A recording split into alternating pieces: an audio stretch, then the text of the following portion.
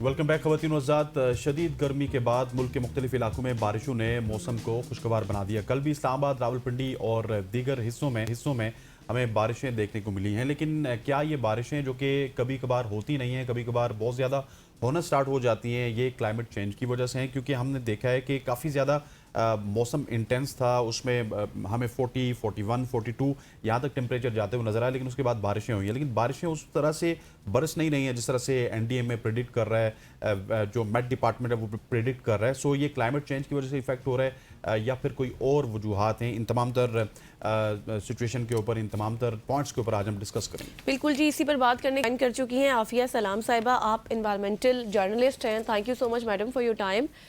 सबसे पहले तो हमें ये बताएं कि हमारे पास डिफरेंट एक्सपर्ट्स आते रहते हैं ना, हम उनसे बात करते हैं और वो बताते हैं कि ये स्पेल अभी आ रहा है, इस डेट से इस डेट तक आएगा, लेकिन अनफॉर्चुनेटली हमें उस तरह से बारिशें होते नज़र नहीं आती, बल्कि उन्हीं दिनों में शदीद धूप नज़र आती है, या फिर आप बहुत कह लें तो शाम के वक्त थोड़ा सा मौसम अच्छा हो जाता है। तो ये क्या सारे वेदर पैटर्न्स की वजह से ही हो रहा है, क्लाइमेट चेंज की वजह से ही हो रहा है कि इस तरह से तब्दीली आ रही है?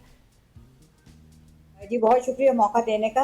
देखिए, जो प्रिडिक्शंस की आप बात कर रही हैं, वो वेदर प्रिडिक्शन तो चेंज होती रहती है, ये तो कुदरत का निज़ाम है, ठीक है। और आप, मुझे नहीं मालूम, आप मेट डिपार्टमेंट वालों से अगर पूछती हैं तो उनकी एक्यूरेट तरीन होती हैं, क्योंकि जाहिर है वो सारा डेटा उनके पास होता जी जी, है, उन्हीं से। तो उसमें भी आप, हमें ये देखना होता है कि वो लॉन्ग टर्म प्रिडिक्शन आपको देते हैं। उसका ये मतलब नहीं है कि वो डे टू डे उसी तरह से हो।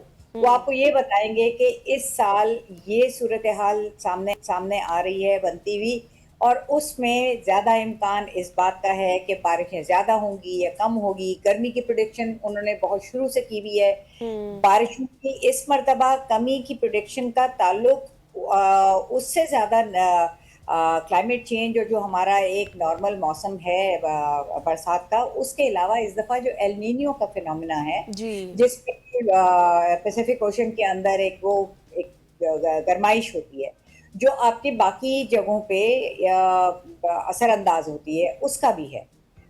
तो जो इस मर्तबा पाकिस्तान के मॉनसून के हवाले से जो प्रिडिक्शन बहुत शुरू में इन्होंने दी थी, मेट डिपार्टमेंट ने, उन्होंने यही कहा था कि बारिशें शायद कम होंगी लेकिन इंटेंस होंगी और गर्मी बहुत शदीद होगी। तो गर्मी को तो आपने देख लिया, ठीक है ना। तो बिल्कुल। हमने साउथ में, हैदराबाद में, नवाब शाह वगैरह, जगबाबाद, ये सारे इलाके बहुत शदीद गर्मी का शिकार हुए। 40s के अलावा तो जो हो जाता है 40s का टेम्परेचर हमारा मई जून में, हमने 50 भी इस दफा टच कर लिया ऑलरेडी।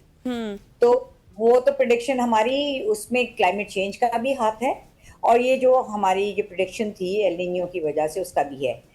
बारिशें, हम पिछले 8-9 साल से एक नया फिनोमिनन देख रहे हैं कि मार्च अप्रैल में बारिश हो रही है, बहुत शदीद बारिश होती है, यालाबारी होती है, उसको कभी प्री मानसून हम कह देते हैं, लेकिन ये भी क्लाइमेट चेंज की वजह से है।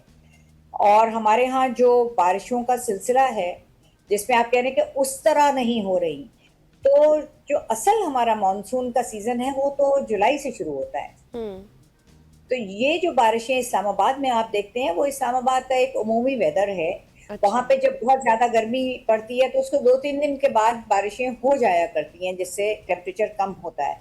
लेकिन वो जो पूरा स्पेल है, जो मानसून का सीजन है, उसके अंदर जो शिफ्ट हमने देखा है पाकिस्तान के की हद तक, वो ये कि वो वेस्ट की तरफ ज्यादा शिफ्ट हो गया है। अच्छा। इसीलिए आपने 2022 में सैलाब जो देखा था, वो आपके आपके साउथ पंजाब और बलूचिस्तान की तरफ से आया था। जो हमारा नॉर्मल जो इलाका है जहाँ बारिशें होती थी और हम जो दरिया में देखते थे दोगयानी, वो हमने नहीं देखी थी 22 में।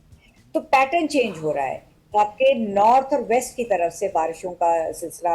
अच्छा आफिया, ये जो पैटर्न चेंज हो रहा है, इसमें कहीं ना कहीं हमारी भी गलती है। आपने जिस तरह बड़ा खूबसूरती से कहा कि इस्लामाबाद में एक फितरत है कि यहाँ पे अगर 2 दिन गर्मी हो तो उसके बाद बारिश हो जाती है। उसकी वजह यह है कि इस्लामाबाद का लैंडस्केप उस तरह से चेंज नहीं हुआ जिस तरह से दूसरे शहरों का हुआ। यहाँ पे आज भी आपको ग्रीनरी नजर आती है, यहाँ पे आज भी आपको हर तरफ हरियाली नजर आती है, इस दौर में भी जहाँ पे आपको पता है कि कंक्रीट जंगल है पूरे पाकिस्तान में। सो ये हमारी भी तो मिस्टेक है ना। दुनिया की आबादी ऊपर जा रही है, टॉल हो रही है, हमारी आबादी फैल रही है, और कहीं ना कहीं क्लाइमेट चेंज को तो हम दोष देते हैं, लेकिन हमारी भी मिस्टेक है कि हम हर जगह पे कंक्रीट जंगल बना रहे हैं। अच्छा देखिए, क्लाइमेट चेंज भी दुनिया की इसी आबादी की वजह से हो रहा है। यस। ये पहले वो जो एक साइंटिफिक वो था ना, एक तजस्सुस के भी क्यों हो रहा है, ये क्या नेचुरल है, पहले भी तो आइस वजह एज क्या आती है? थी। अब ये साइंस बिल्कुल सेटल्ड है कि इसको अंग्रेजी में उसके लिए लफ्ज कहते हैं एंथ्रोपोजेनिक।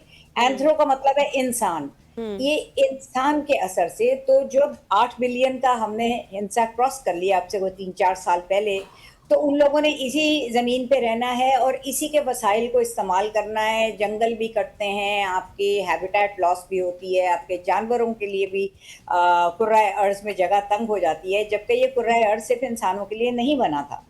और जो इकोसिस्टम है उसमें हर एक का दूसरे के साथ ताल्लुक है। उन जानवरों पे हमारी डिपेंडेंस है, उन जानवरों की डिपेंडेंस कुदरती वसाइल के ऊपर है। तो ये सारा आउट ऑफ सिंक जो हुआ है, जिस वजह से क्लाइमेट चेंज हो रहा है, जो गैसेस का अखराज हमने किया है, क्लाइमेट चेंज उस वजह से हुआ है। तो इसमें इंसान का हाथ तो है। पाकिस्तान की हद तक आप आए तो आप मेरे ख्याल में बहुत ही उन चंद ऑप्टिमिस्टिक लोगों में से होंगे जो कि और अल्लाह आपकी इस ऑप्टिमिज्म को कायम रखे और इसको तकवीत दे कि आप कहते हैं कि इस्लामाबाद में हर तरफ हरियाली है।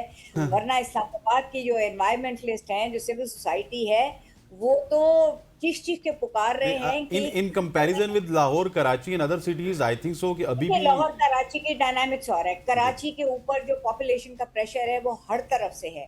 कराची पे उसी पॉपुलेशन के प्रेशर की वजह से, एक तो कराची एरिड जोन में है, हम कराची और इस्लामाबाद को कंपेयर नहीं कर सकते। ठीक बिल्कुल है आप ना, सही वहाँ कह कराची में साल में 3 दिन 4 दिन बारिश होती है सिर्फ। कराची तो एक एरिड जोन के अंदर है, उसमें पहले भी हर जगह हरियाली नहीं थी। पहले हरियाली का तनासुब उसकी आबादी के हिसाब से बैलेंस हो गया था।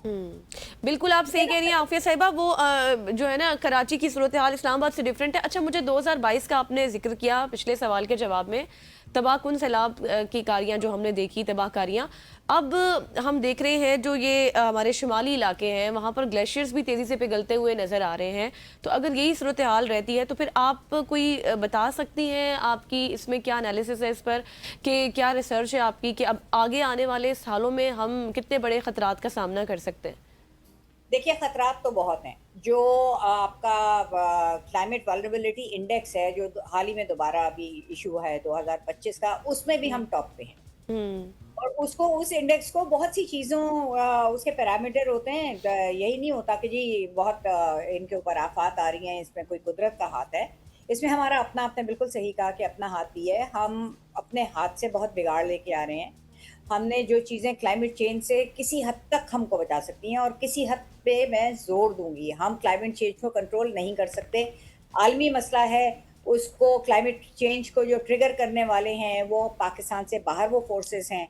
मलबा हम पे गिर रहा है, सिर्फ हम पे नहीं गिर रहा, हमारे पूरे जो ग्लोबल साउथ है उसके ऊपर, क्योंकि हमारे पास वो वसाइल नहीं है अपने आप को उनसे बचाने के लिए। हम जैसे अंग्रेजी में कहते हैं, we are lurching from disaster to disaster. पहले वाले डिजास्टर से हम पूरी तरह रिकवर ही नहीं करते कि अगला वाला डिजास्टर अगला हम वाला पे आ आता है। जाता है। तो उसकी वजह से हम उस इंडेक्स से, जो टॉप 10 की लिस्ट है, उससे भी बाहर नहीं निकल पा रहे। नीचे आना तो बहुत दूर की बात है। और अगेन इसमें हमारी अपनी भी कहते हैं कि हम अपने वसाइल को उन चीज़ों के ऊपर नहीं कर रहे। इस बजट में भी अगर आप देखें, मैं माहिर माशियात बिल्कुल नहीं हूँ, नंबर्स देख के मुझको रोना आता है, लेकिन उसमें साफ जो समझाने वाले हैं वो समझा रहे हैं कि अपने आप को क्लाइमेट प्रूफ रखने के लिए हमने बजट के अंदर मुनासिब एलोकेशन नहीं की है। अनफॉर्चुनेटली। जब आप उसके हिसाब से अपने आप को तैयार नहीं करेंगे तो जो भी डिजास्टर आएगा, हमारा नॉर्थ जो है वो बहुत ज़्यादा वल्नरेबल है, और हमारा बिल्कुल साउथ जो हमारा डेल्टा है और हमारा साहिली पट्टी है वो बहुत ज़्यादा वल्नरेबल है।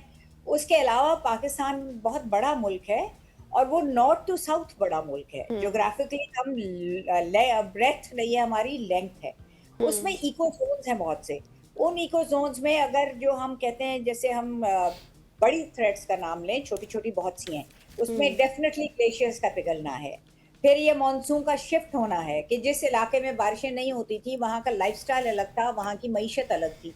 और जो इलाके डिपेंडेंट थी उस बारिशों पे, हमारी ज़राअत की जो बेल्ट है, अगर उस इलाके में से बारिशें हट जाएंगी तो हमारा क्या बैकअप प्लान है?